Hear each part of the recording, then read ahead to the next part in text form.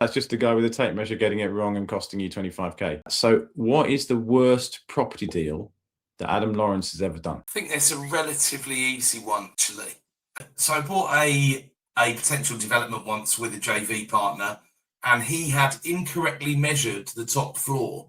So what he thought could be converted into 2 flats under permitted development actually had to go through the planning system in order to see if it could be converted to 2 flats, because he was about 3 square meters out, which doesn't sound like a lot, but it's enough to make a difference in these situations.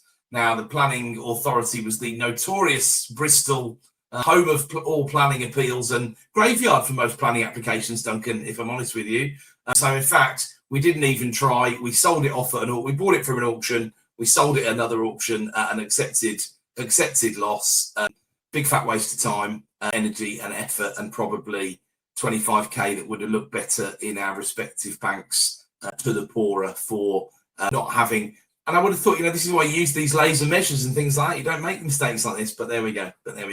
I'm as accountable as my partner for that. That's just the guy with the tape measure getting it wrong and costing you 25k. I think there's a lesson there for everybody. I hope you got a laser measurer in your stocking this year.